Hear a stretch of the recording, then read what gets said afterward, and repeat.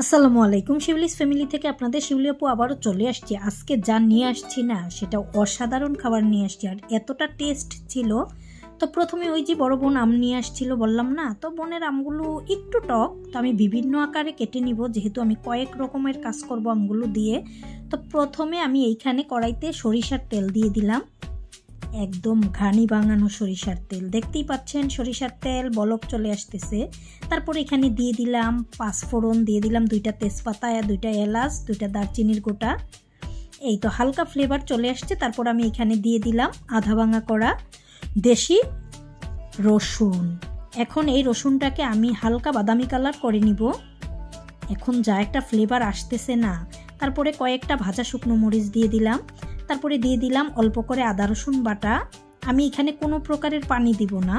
তো আদা রসুনটা ব্লেন্ড করেছি, সেটাও আমি ভিনেগার দিয়ে করেছি, দেখতেই পাচ্ছেন। তারপর আমি এখানে দিয়ে দিলাম অল্প করে হলুদের গুঁড়া, দিয়ে দিলাম অল্প করে মরিচের গুঁড়া, ধনিয়ার গুঁড়া, তারপরে দিয়ে দিলাম অল্প করে জিরার গুঁড়া, দিয়ে দিলাম লবণ, দেখতেই পাচ্ছেন। আবারও একটু ভিনেগার দিয়ে দিতেছি, বললাম না এখানে কোনো প্রকারের পানি দিব না।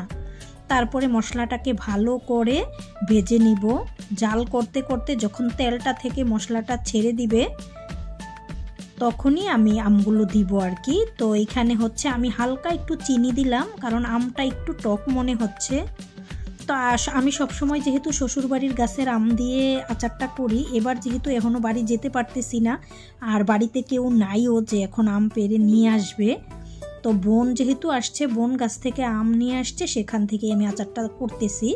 সমস্যা নাই, জায়েরাও আচার বানিয়ে রাখবে আমার জন্য। তারপরে এই যে এরকম ছোট ছোট টুকরো করে আমগুলো আমি একটু হালকা হলুদ দিয়ে ফ্যানের বাতাসে দিয়ে রাখছি, যেহেতু বাসায় রোদ্রের তেমন একটা আসে না। এই তো তারপরে দেখতেই পাচ্ছেন আস্তে আস্তে করে আমি তেলের মধ্যে আমটাকে ভেজে নিতেছি। আর এইখানে আমি দেখেন বাড়ি থেকে ছোট যা আবার এরকম নাগা মরিচ নিয়ে আসছিল, সেখান থেকে আমি 2-3টা মরিচও দিয়ে দিতেছি, ফ্লেভারটা যেন আরও কড়া আসে। আর এইটা যেহেতু টক ঝাল মিষ্টি হবে।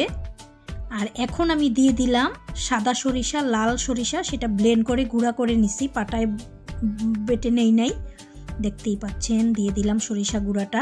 তো সরিষা গুঁড়াটা কিন্তু আমি একদম শেষের দিকে দিয়েছি। আর এইখানে এখন লাস্ট দিয়ে দিলাম আমি একটু ভাজা মরিচের গুঁড়া। তো এটা কিন্তু একটু মোটামুটি ঝাল হবেই, যেহেতু এটা ভাত দিয়ে খাবো, দেখতেই পাচ্ছেন। তারপরে মনে হচ্ছে লবণটা চেক করে নিলাম, একটু কম হবে, তাই আবারও একটুখানি লবণ দিয়ে নিলাম। আর অল্প সময়ের মধ্যেই কিন্তু হয়ে যাবে। ফাইনালি এখন আমি দিয়ে দিলাম পাঁচফোড়নের গুঁড়া, এটা ভাজা পাঁচফোড়ন ছিল। আর এইটা দেওয়ার পরে যখন নাড়া দিয়েছি তখন তো মনে হচ্ছে পুরো ঘর ঘ্রাণে ভরে গেছে। তো পাশে উপরের এক ভাবি চলে আসছে যে ইনার আম্মু কী করতেছে দেখি। তো দেখতেই পাচ্ছেন ঘ্রাণে মৌ মৌ করতেছে। তো মোটামুটি হয়ে গেছে, এখন একটা বাটিতে ঢেলে নিব। এই তো দেখতেই পাচ্ছেন বাটিতে ঢেলে নিলাম। তো ঠান্ডা হলে তখন আমি বয়মে নিয়ে নিব।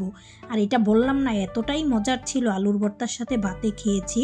তো আজকের এই আচারটা কেমন হলো কমেন্ট করে জানাবেন। বেশি বেশি লাইক কমেন্ট শেয়ার দিবেন। আমার ইউটিউব চ্যানেলটা সাবস্ক্রাইব করে নিবেন, ফেসবুক পেজটা ফলো দিয়ে রাখবেন। আসসালামু আলাইকুম, আল্লাহ হাফেজ।